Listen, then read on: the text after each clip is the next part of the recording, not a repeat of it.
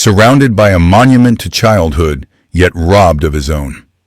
The world demanded an encore, but the man behind the curtain had forgotten the song. The final tour, This Is It, wasn't a comeback. It was a desperate gambit, a final, frantic attempt to outrun the ghosts of his own creation. A verdict had been passed long before any court convened. No amount of genius can protect a man from himself. He was a king who had pawned his own crown, piece by piece, until nothing was left but the cold weight of its memory. Death is not an escape from judgment. It is merely a transfer of jurisdiction. For Michael Jackson, the final gavel never fell. The 2005 acquittal on molestation charges was a reprieve, not a pardon. The ghosts of Neverland, a ranch built as a monument to arrested development, were simply waiting. They returned in the form of a 2019 documentary, a televised seance that reopened wounds the world thought had scarred over. This was the beginning of the posthumous audit. The real reckoning began in August 2023. A California appeals court revived the lawsuits filed by Wade Robson and James Safechuck. Two men, once boys who orbited his world, now stand as chief accusers against his memory. Their allegations form the core of a bitter inheritance, a narrative that competes directly with the mythology of the pop messiah. The estate denies everything, a stone wall of legal boilerplate against a flood of public doubt. But the silence from the grave offers no testimony. His legacy is no longer a pristine monument. It is a contested crime scene, where the echoes of music clash with the whispers of abuse. The inventory of his life's work is now inseparable from this inventory of sins. A battle for the soul of his story, fought with celluloid and nostalgia. Pause. A king, remade in Hollywood's image, forging stars from the raw, pliable material of a childhood. The foreman, Joe Jackson, ran this operation with an iron will. His ambition was a blast furnace, and his sons were the ore to be smelted. Michael learned the cold calculus of this world early. Love was not a gift, it was a wage, earned through flawless execution. A missed dance step wasn't a simple mistake. It was a breach of contract, a sin paid for with the cold currency of a leather belt or the sharp, humiliating sting of a fist. This wasn't a family unit. It was a production line, a relentless, grinding machinery of fame that began the process of mangling a fate before the boy could even spell the word. The world applauded a prodigy, a miniature supernova of talent. They were blind to the terror that flickered behind the wide, expressive eyes. They heard a voice that critics compared to an angel's, but they were deaf to the silent, desperate screams behind the melody. Every sold-out arena, every platinum record was just another layer of cold concrete poured over the grave of his youth. His monumental success smelled of fresh vinyl pressings and the old metallic scent of his father's fear of poverty. So he built a kingdom for the boy who was never allowed to exist. Neverland Ranch wasn't a home. It was a sprawling, opulent monument to a stolen childhood, a desperate billion-dollar attempt to reverse time's cruel arrow. But clocks only move forward, and the boy, the real Michael, was already a ghost, haunting the manicured lawns and empty carousels of his own gilded grief. The final invoice for creating the King of Pop was the quiet execution of Michael Joseph Jackson, the boy from Gary, a transaction settled in blood and tears long before the world ever learned his name.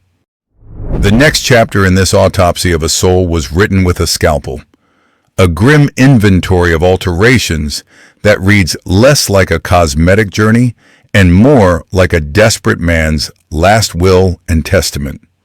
This was not about vanity. It was a campaign of self-erasure fueled by a deep, corrosive self-loathing. When he looked in the mirror, he didn't see himself. He saw the ghost of his father. He saw the smokestacks of Gary, Indiana. He saw the face of a little boy who was told again and again that he was ugly, that his features were a flaw. The first incision, therefore, was not on the nose. Pause. It was a direct cut into his identity. Each subsequent procedure was another chisel blow against the past, an attempt to sculpt a new being from the ruins of the old. The skin lightened. The features sharpened. The man became an icon, and the icon became a fragile porcelain enigma. He was crafting a mask of myth, a face so perfect and so alien, it belonged to no race, no family. It belonged only to the harsh glare of the stage lights. But the mask, as it always does, became the prison. The world stared a mixture of fascination and horror as he slowly vanished behind his own creation. He became a living ghost shrouded in surgical gauze, white gloves and whispers. His face, once a map of his heritage and his history, became a blank pale canvas onto which he projected his pain. He wanted to be a fantasy, a Peter Pan forever young, untouched by trauma or time. Pause instead, he became a specter, a bitter legacy whispered in the sterile, air-conditioned corridors of Beverly Hills clinics. In the obsessive quest to build a new face, he systematically unbuilt the man. In 1988, Michael Jackson acquired 2,700 acres of California soil and christened it Neverland. This was not a real estate transaction. It was the physical manifestation of a fractured psyche, an attempt to build a fortress of childhood against the encroaching darkness of the world. The property, purchased for an estimated $17.5 million, quickly became a money pit, a bottomless well into which hundreds of millions would be poured. It was an empire of innocence, constructed with the cold, hard currency of adult success. The main house was a Tudor-style mansion, but the real heart of the kingdom lay beyond its walls. A private amusement park with a Ferris wheel, a carousel, and a roller coaster. A zoo populated with elephants, giraffes, and his chimpanzee, Bubbles.